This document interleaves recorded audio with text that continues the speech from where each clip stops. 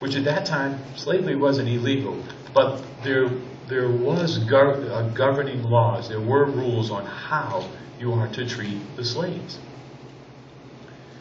And it was in this situation they were selling the Jewish people to their ancient enemies, the Edomites. Edom was ascended from Esau. Esau and Jacob were the two brothers. And the problem here is in this case is it was a brother enslaving a brother. And it was one thing to put a POW to work, but it was another thing to kidnap innocent people and sell them like cattle. God didn't go for that. And it was going to come. In their judgment, I will send fire down. And the problem is that here's Edom. Edom was supposed to be able to help its brother Israel, right? Or Jacob in there, Israel, because we know Jacob, his name turned to Israel. They should have been there helping them, not purchasing them and incarcerating them. That's the problem. You know, and God says, I ain't having all that. Tyre was doing the same thing, kidnapping the Jewish people, selling them to the Edomites. Edom, they were purchasing their relatives and enslaving them and hurting them. And so God's coming down, again, fire. My holiness and my judgment, and it's coming. Amen.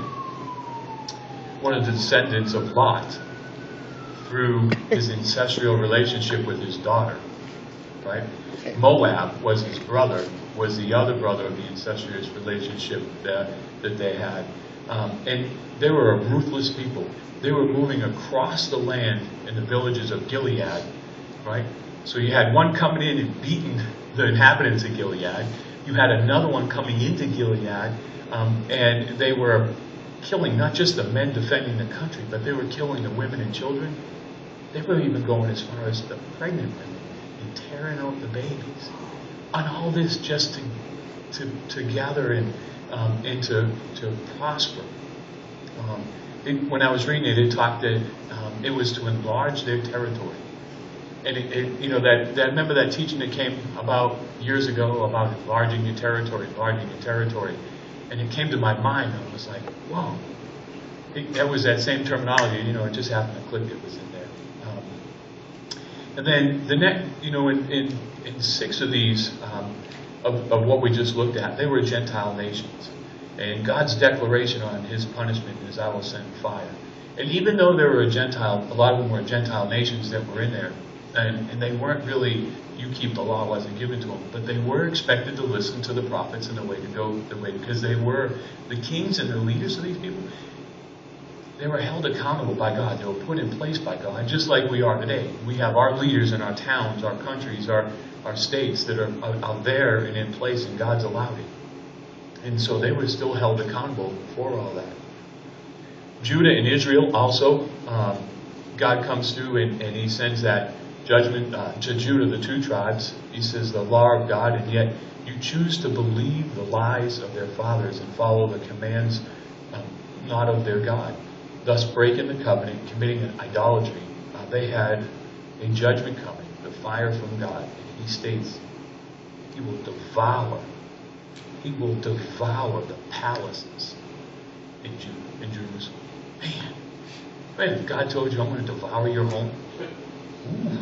You think about his devouring, it's got to be quite crazy. In Israel, so the 10 tribes, he said, if you remember, as you're going through, Israel was selling the righteous for silver and trading the poor people for clothing and shoes. Some of that goes on in our world today, doesn't it? We read about it. We don't see as much of it. Their problem was they knew what the law said about their sin, and yet they were enjoying a time of peace and prosperity in their life. And the judgment was the furthest thing from their mind. Again, relatable to today. And if you remember any of the Jewish theology, equated prosperity with the blessings of God. And as long as they were living the good life, they were sure that God was pleased with them, and they were choosing to ignore the warnings. Don't choose to ignore the warnings if God's putting something in your life. It's crazy because Amos, he exposes their sinful present at that time. And he names 3 flagrant sins their injustice, their immorality, and their idolatry. 3 things that we've got to be aware of today: injustice, immorality, and idolatry. We get to Obadiah, and he had a task. He's been given the task of dealing with 2 nations, that were their families. And there's a difference, because I'm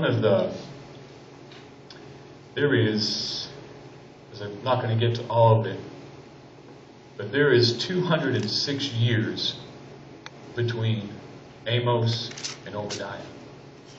So it's 206 years between the 2 when he comes back. And Obadiah, he's 2 nations, again, Judah and Israel, that he's prophesying about after Amos had come and prophesied to him.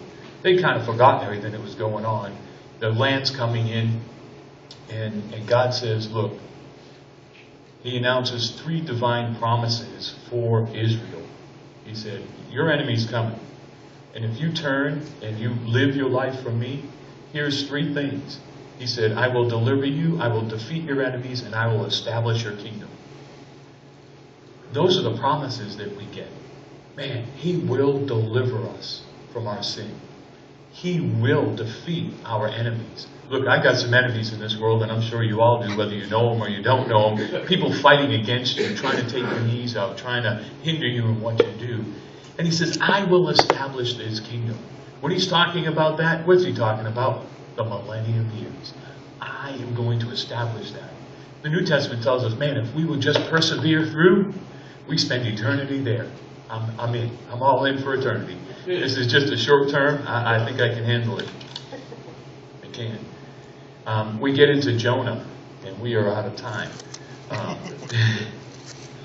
We get into Jonah, and we go through he's a very well-known story. We know about his stubbornness. We know that he tries to run from God. Anybody try to run from God? Both hands up, because I've done that. And God has to bring him through some pretty traumatic things.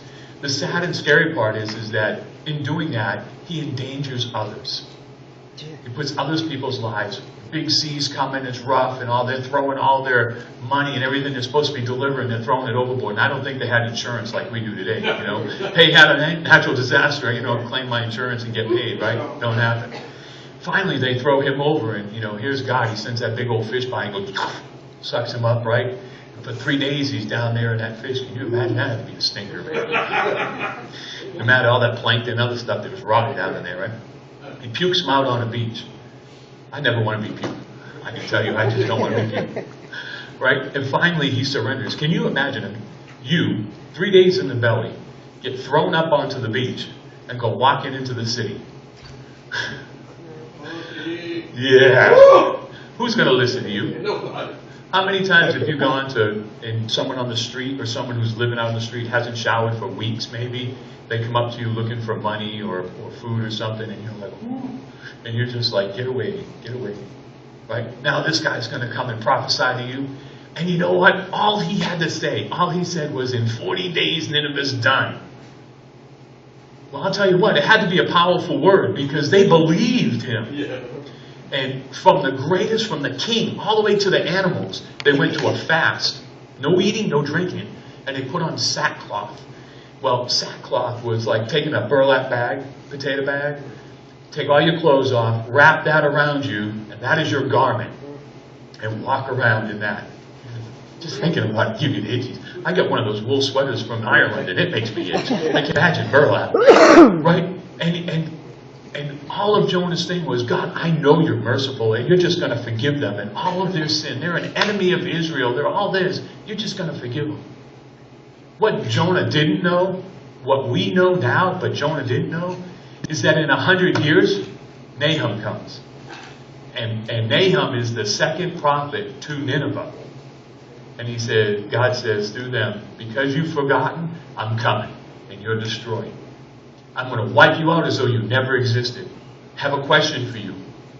Have you ever met anybody today that says, hey, I'm from Nineveh? No. Why?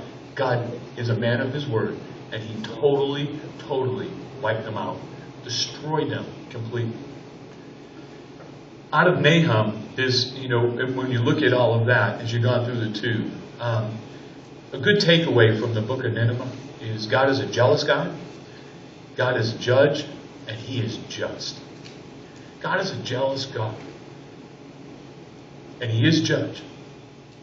And He is just. And it's because He is good, because He is judge, because He is just, that He sent Christ. That we could have salvation. That we could be paid, or our sins could be paid for. That we would not have to suffer the penalty, the judgment, the message of our sin. Because you know what the penalty of our sin is? Yeah. No. Separation from God. Yeah. Right. But separation from God. Right? Into the fire. Separation from God. And because through Christ He takes that penalties, right? He takes that away. The promise, you'll have everlasting life. Guys, I got 5 more pages. Skipping through all of that. And so we didn't get to go through everything. Micah was where my theme came from, which is to do justly, love mercy, walk humbly before God. Is kind of cool because Micah, he exposes the sin of the countrymen that are there. Micah has a very short period of when he preaches in there. Chapter 2, verse 3 is that he gives you a picture of the punishment of God. And then in chapter 7, verse 15, he gives them the hope of their restoration. He says, look, if you turn and you do all this and you come back to me, he said, just like when I brought you out of Egypt, I will perform miracles, wonders for you. That's a promise. If we come we come away from our sin, He does wonders in our lives. He does wonders in my life every day. I wake up to a beautiful wife, and He's given me a beautiful home, and I now have 6 grandchildren and 9 people living in my house next week. So, praise God, right?